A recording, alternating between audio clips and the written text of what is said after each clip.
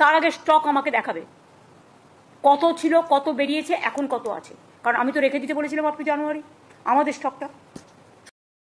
নমস্কার বন্ধুরা, পশ্চিমবঙ্গ সরকারের কৃষক বন্ধু, লক্ষ্মী ভাণ্ডার, বাংলা আবাস যোজনা, বৃদ্ধ ভাতা, বিধবা ভাতা সংক্রান্ত যা কিছু প্রকল্প রয়েছে, অর্থাৎ সাধারণ মানুষ পশ্চিমবঙ্গ সরকারের পক্ষ থেকে যা কিছু প্রকল্পের টাকা পেয়ে থাকেন, সেই সমস্ত প্রকল্পের টাকা দেওয়ার জন্য সরকারের পক্ষ থেকে 16 দফা নিয়ম জারি করা হয়েছে।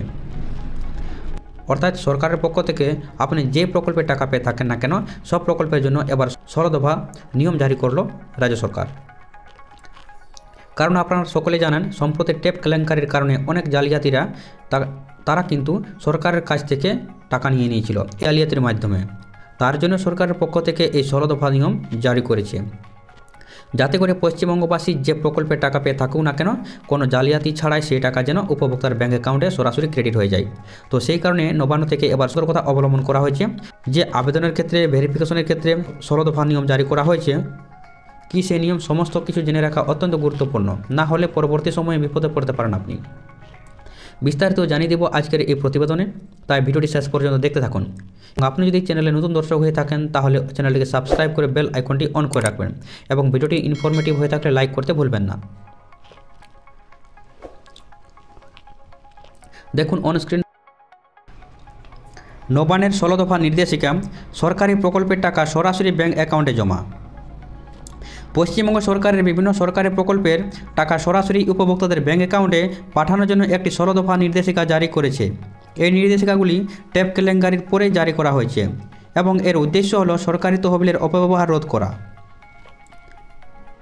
এবং টাকা সরাসরি উপভোক্তাদের কাছে পৌঁছে দেওয়া। এই 16 দফা নির্দেশিকার মূল বিষয়গুলি দেখুন। কি এই 16 দফা দাবি?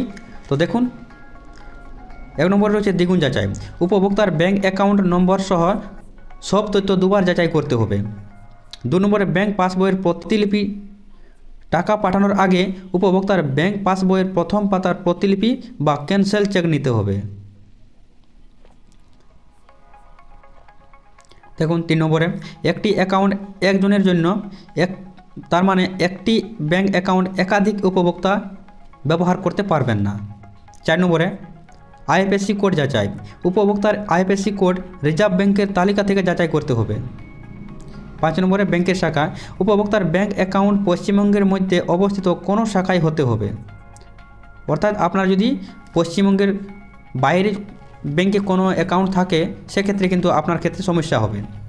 6 নম্বর অনুমোদন।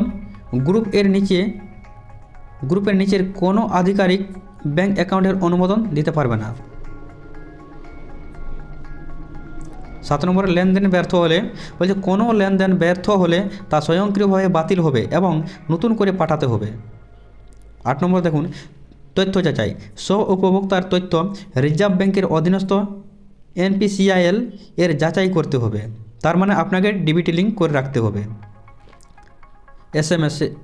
SMS টাকা পাঠানোর পর উপভোক্তার ফোনে SMS পাঠাতে হবে। 10 নম্বর দেখুন অনলাইন যাচাই। কাগজের নথিতে নয়, অনলাইনের ব্যাঙ্ক অ্যাকাউন্ট যাচাই করা হবে। 11 নম্বর দেখুন নিজের নামের অ্যাকাউন্ট। প্রত্যেক উপভোক্তার নিজের নামেই সেভিংস অ্যাকাউন্ট থাকতে হবে। 12 নম্বর দেখুন রিজার্ভ ব্যাংকের নির্দেশ। রিজার্ভ ব্যাংকের সুরক্ষা বিধি মেনে চলতে হবে। 13 নম্বর দেখুন তথ্য নথিবদ্ধকারী এবং অনুমোদনকারীদের চিহ্নিত করা হবে। 14 নম্বর দেখুন ব্যাঙ্ক অ্যাকাউন্টের মিল। উপভোক্তার নাম এবং ব্যাংকের অ্যাকাউন্টে গরমিল ধরা পড়লে বাড়তি সতর্কতা অবলম্বন করতে হবে। তারপর দেখুন ডবল চেকিং। সব তথ্য দুবার যাচাই করা বাধ্যতামূলক। 16 নম্বর দেখুন SOP। সব অনুদান প্রকল্পের 16 দফা কার্যপদ্ধতি SOP অনুসরণ করতে হবে। তার মানে এই যে 16 দফা দাবি নির্দেশিকা জারি করা হয়েছে, সেই দাবিগুলির মূল উদ্দেশ্যটা কি? দেখুন মূল উদ্দেশ্য হচ্ছে সরকারি তহবিলের অপব্যবহার রোধ করা, স্বচ্ছতা বাড়ানো এবং জবাবদিহিতা নিশ্চিত করা, উপভোক্তাদের কাছে টাকাটা সরাসরি পৌঁছে দেওয়া।